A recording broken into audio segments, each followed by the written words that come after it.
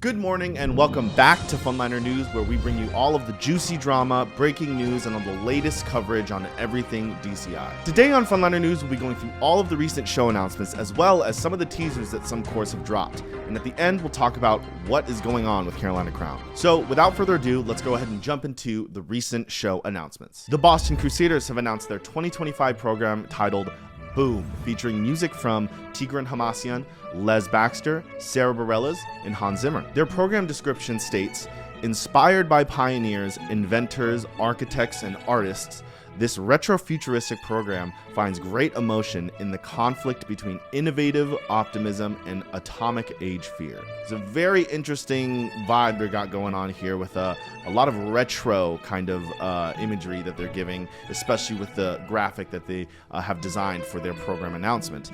But they've also already had some teasers dropped of their show content. Here's a clip from their drumline.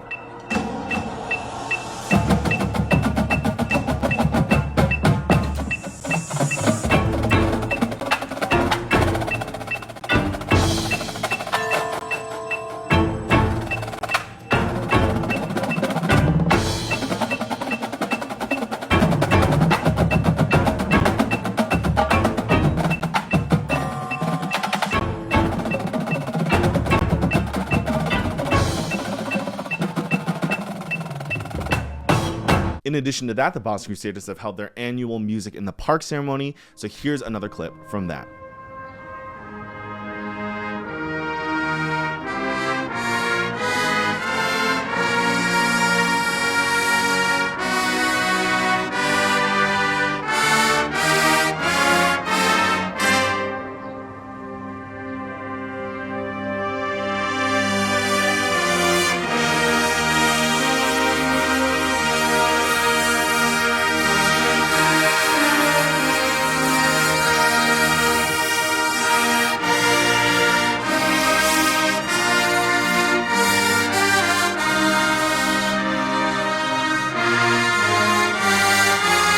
The Boston Crusaders seem to be very strong coming off of their silver medal from last year, so excited to see more from them as the season continues. Moving on to the Mandarins, their 2025 program is called If I Must Fall, ...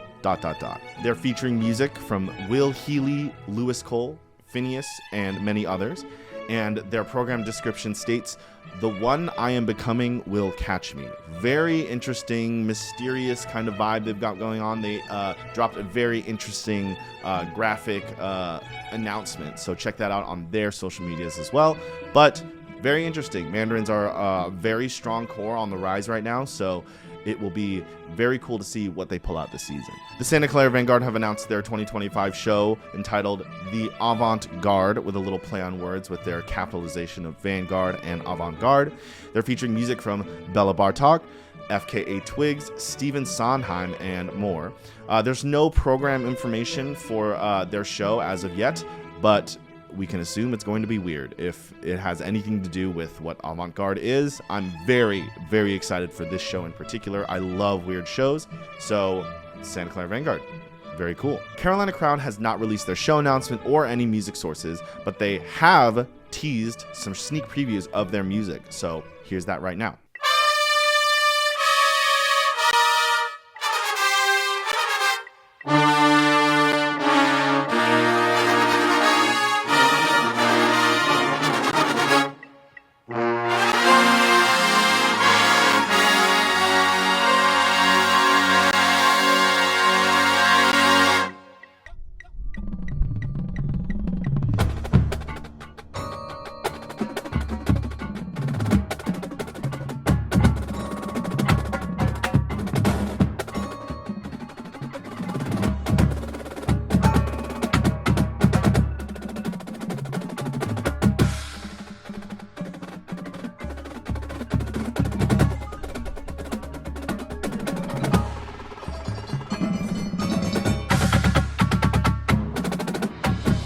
In the same vein, the Blue Devils have yet to release any show information.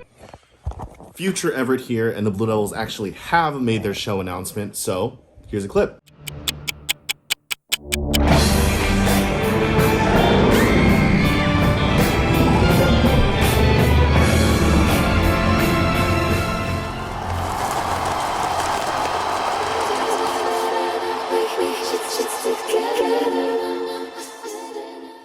Pacific Crest has announced their 2025 show titled It's Sin Our Nature, very interesting play on words, featuring music from Shostakovich, Labyrinth, Rihanna, and The Lion King. Very interesting, seems to be some sort of biblical commentary. It's in our nature. Their graphic shows the apple that I'm assuming is from Adam and Eve. So it'll be interesting to see where they're going with the direction of this kind of show. The Seattle Cascades show is called Primary, featuring music from Coldplay, BTS, and Selena Gomez. The Spirit of Atlanta show is titled Rocket, featuring music from Eric Whitacre, Thomas Newman, Lawrence, Pink Floyd, Elton John. I really like the music selection that they've chosen, so I'm excited to see what they bring to the table this year. All right, that is it for our show announcement roundup. Moving on to another story. This story was requested by you guys, the fans. British YouTuber Charlie Smith is a music reaction channel that reacts to different genres of music from all around the world, and he has made several videos reacting to some drum corps shows. On April 3rd, he started a GoFundMe called Help Me Get to the 2025 DCI Finals, stating that he can't afford to go due to an untimely family court battle that has bled him dry. So these donations will allow him to come to finals in Indianapolis and help him buy some camera equipment necessary to get the quality of shots he would need to document such an event. And it seems the community has supported him in this endeavor, raising 4,758 euros as of the time of posting this, out of the 5,000 euro goal that has been set. So it'll be interesting to see what kind of content he has in mind with the new equipment he'll buy with this money. But he is almost basically raised the money for this goal, so we'll have to wait and see what happens. Now on to our final story. Let's talk about Carolina Crown. So here's a little bit of old news. This past year at the 2025 Coachella Music Festival in California, Travis Scott, famous rapper, featured Carolina Crown's Matt Harloff to conduct a combined band of Florida A&M's Marching 100 and Jackson State University's Sonic Boom of the South, as well as 8 Carolina Crown brass members. During the Coachella performance, they played an arrangement of Carolina Crown's Tuning Circle hit from their 2017 show, as well as a segment from the Carolina Crown 2015 show, Inferno, followed by an arrangement going into a Travis Scott song, while Travis stoically stood on stage or farming for about 2 minutes.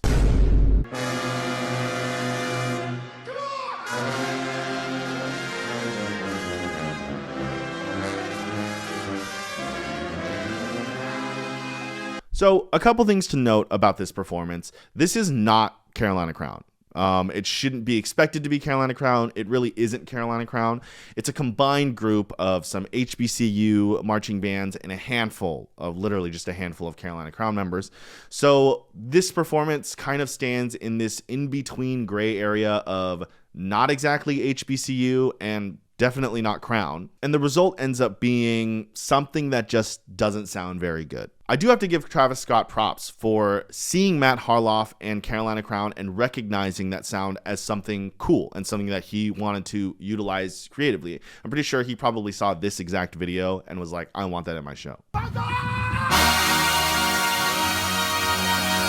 But unfortunately, in execution, it didn't quite hit the mark. But it's still really cool to see Matt Harloff and Carolina Crown featured on such a big stage. Now, moving on to the prop crew controversy. So there has been some interesting discussions revolving around Carolina Crown's decision to advertise a position with the Corps as a, quote, field set crew member.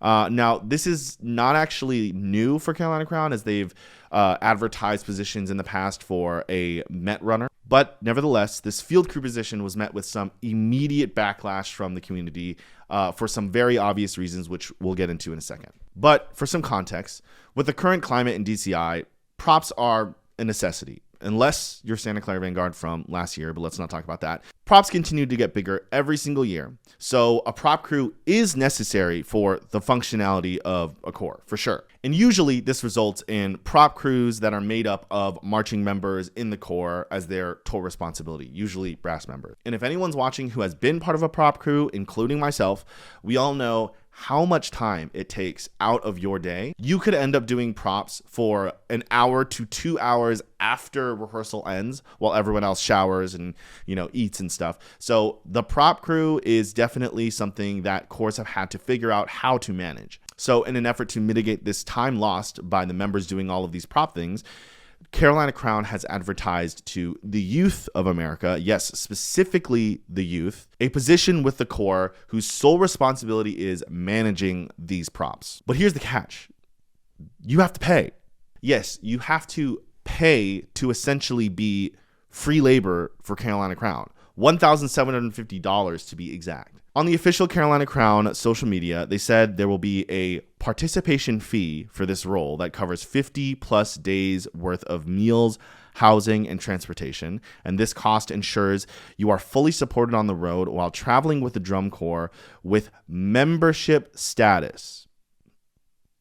And here's where the main issue is with this, is that it seems to me that Carolina Crown is enticing young fans across the country with this idea of membership to essentially get free labor. But there is an end to this story because Carolina Crown did eventually back down from this idea with a statement from the executive director, Joe Roach, saying they would pause this recruitment effort. So it seems like the community was effective in their backlash to this idea, and got to give recognition to Crown for seeing that this was a bad idea and recognizing that and making a change. But if you want to see a more in-depth breakdown of this story, I recommend you go to EMC Productions channel. He did a whole video on it, so go watch that, and I'll put it in the description as well. So that is about it for Funliner News today.